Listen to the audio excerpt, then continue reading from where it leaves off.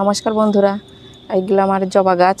তো আমি আজকে তোমাদের সঙ্গে একটু আলোচনা করব ভাতের মাড় দিয়ে তোমরা সঠিক পদ্ধতিতে কিভাবে ব্যবহার করো সারটা, সেই বিষয়ে আজকে আলোচনা করছি। ভাতের মাড় তো অনেকেই অনেকভাবে ব্যবহার করে, কিন্তু এর আবার যদি তোমরা ভুল পদ্ধতিতে ব্যবহার করো তাহলে কিন্তু গাছগুলো ভালোর থেকে খারাপ বেশি হয়ে যায়। তো তার জন্যই তোমরা ভাতের মাড়টা কিভাবে করে ব্যবহার করতে পারো, আমি কিভাবে করি, তো ভিডিওটা তোমরা দেখো। তাহলে ভিডিওটা দেখলে তুমি ভাতের মাড়টা তোমরা কতদিন অন্তর দিতে হবে, কিভাবে দিতে হবে, কি পরিমাণে জল মেশাতে হবে, তো ভিডিওটা তোমরা দেখো তাহলে বুঝতে পারবা। এই যে আমি এখানে ভাতের মাড় নিয়েছি, আর জল নিয়েছি। তো যে সময় প্রচণ্ড গরম সেই সময় এই ভাতের সারটা ব্যবহার করতে হবে, ভাতের মাড়টা। তো এই ভাতের মাড়টা কোন সময় ব্যবহার করতে হবে, যখন আমাদের খুব বর্ষা লেগে যায় সেই সময় কিন্তু ভাতের মাড়টা তোমরা তখন গাছে দিও না। সেই সময় দিলে কিন্তু খারাপটা বেশি হবে, ভালো থেকে খারাপ হয়ে যাবে বেশি। তো এখন যেমন যে কোনো এই সময় প্রচণ্ড এখন গরম, এই সময় তোমরা যে কোনো তরল সার দিতে পারো। যেমন ভাতের মাড়, চাল ধোয়া জলটাও কীভাবে ব্যবহার করতে হয় সেটাও অন্য একদিনকে বলবো, কিন্তু এটা আজকে আমি ভাতের মাড়টা কীভাবে তোমরা গাছের গোড়াতে দিবা সেই বিষয়ে আজকে আলোচনা করছি। তো যেখানে ভাতের মাড় নিয়েছি, এটা কিন্তু বেশি পচালে হবে না। আমরা যেমন ভাতের সার করার সময় যেমন পচিয়ে নিয়ে 2-3 দিন পচিয়ে নিয়ে তারপরে সেই জলটা দিই, সেটা হিউমিক অ্যাসিডের কাজ করে। কিন্তু এইটা তোমাদেরকে দিতে হবে মানে ভাত করার 2 থেকে 3 ঘন্টা পরে তোমাদেরকে দিতে হবে। যখন তোমরা হাত দিয়ে দেখবা যে মাড়টা ঠান্ডা হয়েছে, একেবারেই ঠান্ডা হয়ে গেছে, সেই সময়তে তোমাদের ব্যবহার করতে হবে। কিন্তু এইটা যদি তোমরা আবার 2-3 দিন ধরে পচিয়ে গাছের গোড়াতে দাও, সেটা কিন্তু ভালো কাজ করবে না। তো মাড় নেবা, হয়তো মাড়টা কখনো হয়তো কোনো সময় হয়তো মাড়টা আমাদের একটু গাঢ় হয়, কখনো একটু পাতলা হয়, সেটা তোমাদেরকে বুঝতে হবে। এই যে আমার মাড়টা যেমন দেখছো তোমরা, খুব একটা গাঢ়ও না আবার বেশি খুব একটা পাতলাও না।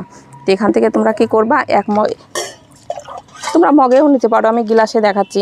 হয়তো কাচের গ্লাস 1 গ্লাস হয়তো তোমরা ভাতের মাড়টা নিয়ে নিলা, এটা একটু পাতলা ধরনের আছে, তার সঙ্গে তোমরা 2 গ্লাস পরিমাণে জল নিয়ে নিবা। এই যে 2 গ্লাস পরিমাণে জল নিয়ে নেবা, তাহলে কি হবে, এই জলটা কত পাতলা হয়ে গেল, এইভাবে করে পাতলা হয়ে গেল। এই যে এটা আমি ঢেলে দেখাচ্ছি তোমাদেরকে, এই যে কত পাতলা হয়ে গেল, হালকা হয়ে গেল। আর এটা যদি দেখো যে মাড়টা আর একটু বেশি গাঢ় আছে, তাহলে জলের পরিমাণটা তোমরা আর একটু বেশি দিয়ে দিবা। তো সেইটা তোমাদেরকে ব্যবহার করতে করতে সেটা তোমরা বুঝতে পেরে যাবা। আমার যেমন প্রচুর পরিমাণে গাছ আছে, তোমাদেরকে বোঝানোর জন্য আমি গ্লাসে দেখাচ্ছি। কিন্তু আমি কি করি, আমার বাড়িতে যা মাড় হয় গরমের সময়তে, যখন আমি যে পরিমাণে হয়তো মাড়টা নিয়ে নিলাম, 1 গামলা হয়তো মাড় হলো কিংবা হাফ গামলা মাড় হলো, তখন আমি কি করি, বেশ এই ধরনের বড় বালতির সঙ্গে মিক্স করে দিই। 1 বালতি হয়তো পুরো ভর্তি করে জল নিই, একবারে পাতলা, সেটা তোমরা নিজেরাই দেখলে বুঝতে পারবে, একবারে জলের মতন পাতলা, শুধু কালারটা একটু বোঝা যাবে একটু সাদা ধরনের। সেই জলটা নিয়ে তোমরা প্রত্যেকটা টবের মাটিতে যেভাবে জল দাও সেইভাবে করেই জল দিও। এই ভাতের মাড়টা তোমরা দিয়ে দিও, এটা দিলে কিন্তু কোনো অসুবিধা হবে না। তবে গরমের সময় যখন অতিরিক্ত গরম হবে, তখন কিন্তু তোমরা যে কোনো খাবারই দাও বেশ এমনভাবে দিও যেন জলের কাজটাও করবে, অথচ যেন খাবারটাও গাছটা ঠিকঠাকভাবে নিয়ে নেয়। আর গরমের সময়তে তো আমাদের দিনে 2 বারও জল দিতে হয়, তো সেখানে তোমরা জলটা কী করবা, 1 বার করে এই জলটা দিও। যে কোনো সারই ঘুরিয়ে ফিরে ভাতের মাড়টা কিন্তু তোমরা 2-3 দিন অন্তরে অন্তর দিতে যেও না, সপ্তাহে হয়তো 1 দিন দিলা, এইভাবে করে দিতে হয়। যে কোনো খাবার আমাদের ঘুরিয়ে ফিরে যদি আমরা খাবার দিই, তাহলে কী হবে, গাছটা একটু ঠিকঠাকভাবে নিতে পারবে, আর সব রকমের চাহিদাও তখন গাছটার পূরণ হয়ে যাবে। আর একটাই যদি ঘুরিয়ে ফিরে দেওয়া হয়, সেটা কিন্তু ভালো হয় না, গাছটাও সেরকম ভালো হয় না। যে কোনো উপাদান যদি যে কোনো সার তোমরা ঘুরিয়ে ফিরিয়ে দাও, সেটা একটু ঠিকঠাকভাবে নিতে পারে। আর যখন দেখছো যে বৃষ্টি হচ্ছে, বৃষ্টির সময়তে তখন কিন্তু ভাতের মাড়টা তোমরা দিও না। বৃষ্টির সময়তে এমনিতেই প্রচুর পরিমাণে বৃষ্টির জলে খাবার থাকে, তার মধ্যে টবের মাটি সবসময় কাদা কাদা স্যাঁতস্যাঁতে ভাব হয়ে থাকে। তারপরে যদি তোমরা ভাতের মাড়টা দিতে পারো, তাহলে কী করবে, এই ভাতের মাড়টা দিয়ে ওই অনেকটা মাটিতে সবসময় স্যাঁতস্যাঁতে কাদা কাদা হয়ে থাকবে, তার জন্য শিকড়গুলো অনেক সময় পচে যায়। তো যখন দেখবা যে বৃষ্টি হচ্ছে, বৃষ্টির সময়তে তখন তোমরা গাছের গোড়াতে কোনো খাবারই দিবা না। খাবার না দিয়ে যখন দেখবা যে 2-3 দিন, সেই বিষয়ে অন্য একটা দিন বলবো। তো বৃষ্টির সময়তে তখন কোনো খাবার না দিয়ে শুধু একটু ফাঙ্গিসাইডটা মাঝে সাঝে স্প্রেও করে দিতে পারো, মাটিতেও দিতে পারো, তাহলে সেই শিকড়গুলো ভালো থাকে। আর আমি এই যে এখন খাবারটা দিলাম, আমাদের এদিকে প্রচণ্ড এখন গরম, তার জন্য কি করছি, আমি সেই রাসায়নিক খাবার তো প্রায় মাসখানেক বন্ধই দিয়েছি, কোনো রাসায়নিক সারই দিচ্ছি না। আবার গাছে স্প্রে করতে হয় অনেক ধরনের সার, তো সেসব খাবারও বন্ধ। কিন্তু এখন ঘুরিয়ে ফিরিয়ে শুধু জৈব খাবার দিয়েই আমি গাছগুলোকে সুন্দর করে রাখছি। তাতেই আমার গাছে তোমরা ফুলের পরিমাণটা দেখলেই বুঝতে পারছো যে এই ফুলটার এই ফুলটা কিন্তু দুটোই একই, কিন্তু এই যে কালারটা আলাদা, দেখতে খুব ভালোই লাগে। আর এই গাছটা এমন যত্ন পরিচর্যা খুবই কম করতে হয়, আর গাছটাও সুন্দর বাড়ে। তো এই গাছটাও তোমাদের বাড়িতে একটা নিয়ে আসতে পারো। এরকম ধরনের ফুলের পরিমাণ খুব বেশি হয়। তোমরা যদি কোনো খাবার না দাও অযত্ন, তো গাছটা যদি মনেও পড়ে থাকে তাহলেও কিন্তু প্রচুর পরিমাণে তোমাদের ফুল হবে। আর এই যে গাছে কুড়িগুলো কম দেখছো তোমরা, কি সুন্দর সুন্দর এই গাছে কুড়ি ভর্তি হয়ে আছে, ভরপুর ভর্তি হয়ে আছে কুড়ি। তো এইভাবে করে তোমরা ভাতের মাড়টা ব্যবহার করো। আর তোমাদের মধ্যেই একজন আমার কাছে জানতে চেয়েছে যে জবা গাছের ডাল আমি কাটাই ছাঁটাই কোন সময় করি।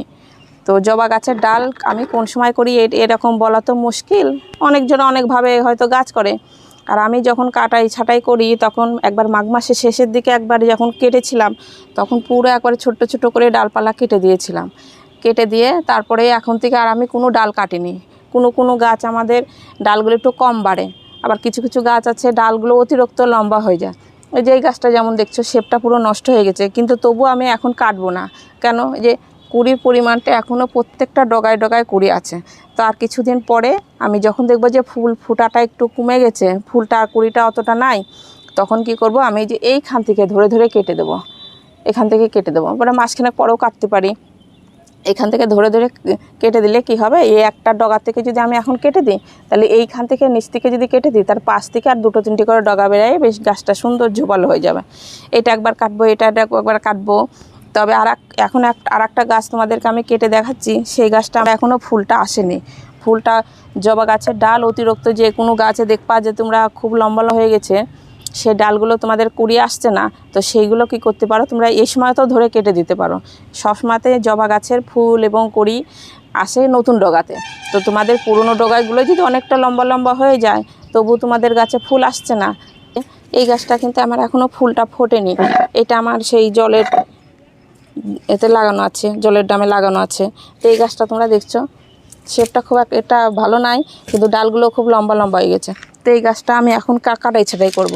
কাটাই ছাঁটাই করলে কি হবে, সে আমার ডগাতে এখনও করি দেখতে পাচ্ছি না, কিন্তু এই ডগাগুলো যদি আমি কেটে দিই, তাহলে কি হবে, নতুন যে ডগা বেরাবে সেই ডগাতে এখনও ফুল আসবে।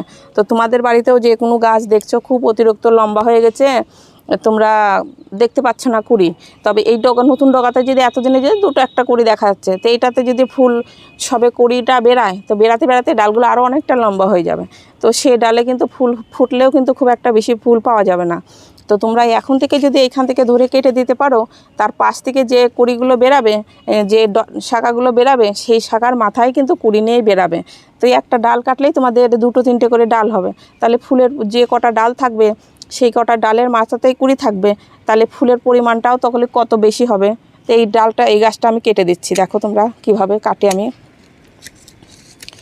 ব্যাস এইভাবে করে ধরে ধরে কেটে দাও। তবে কাটা যখন তখন যেমন সমান করে কেটো না, সুন্দর একটা শেপে কেটো। যেমন এই ডালটা যেমন ছোট্ট আছে, বড়গুলো আমি বেশি বড় করে কাটলাম। এটা যদি কাটি এর সামনে, তাহলে এইখান থেকে কিন্তু আমি কাটবো না। কাটলে কি হবে, যে নখ দিয়ে এইভাবে করে মাথাটা একটু খুঁটে দিলাম, তাহলে সুন্দর শেপটা আমার ঠিক থাকবে। এইটা যেমন আমি একটু বড় হয়ে গেছে, তো এইভাবে করে ধরে ধরে তোমরা সুন্দর একটা শেপ দিয়ে কাটো। এই ডালটা যেমন বেশি বড় হয়নি, এইটা আমি এখান থেকে কেটে দিলাম। এইভাবে করে করে সুন্দর একটা শেপ দিয়ে তোমরা, যে এখন এই সময় যে কাটা যাবে না তা না, এই সময় তো তোমরা কেটে দিতে পারো। কেটে দেওয়ার পরে তোমরা গাছের গোড়াতে খাবার দিয়ে দাও।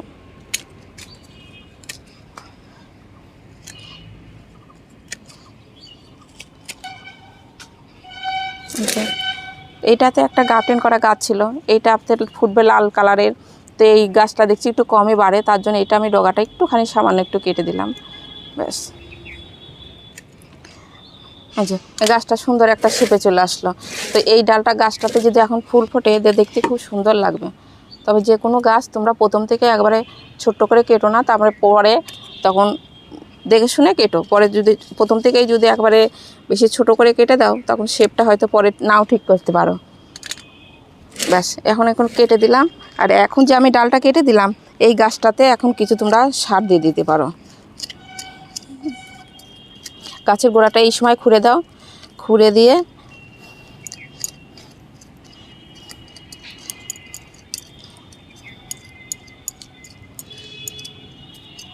এই যে আমি গাছটাতে এখন খুঁড়ে দিলাম।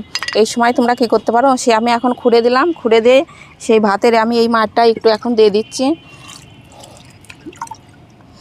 ভাতের মাঠটা দিয়ে দিলাম, ভাতের মাঠটা। তো এই সময় এখন দিয়ে দিলাম।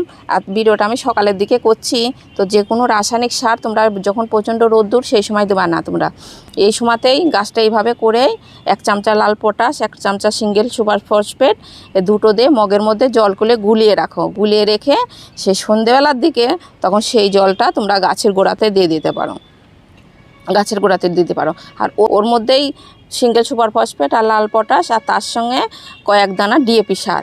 ডিএপি যে পরিমাণে তোমরা 1 চামচা মতন লাল পটাশ নিলা, তার হাফ চামচা মতন ডিএপি সার ওই জলের মধ্যে 3টে দিয়ে গুলিয়ে রেখে সেই জলটা তোমরা তখন গাছের গোড়াতে দিয়ে দাও। গাছের গোড়াতে দিয়ে দিলা, তার 2 থেকে 3 দিন পরে হিউমিক অ্যাসিডের জলটা তোমরা তখন গাছের গোড়াতে দিয়ে দাও। হিউমিক অ্যাসিড এমনই জিনিসটা, যে কোনো গাছে ফুলের পরিমাণ, খাবারটা তো ঠিকঠাকভাবে নেবেই, যে কোনো খাবার তোমরা দেবা।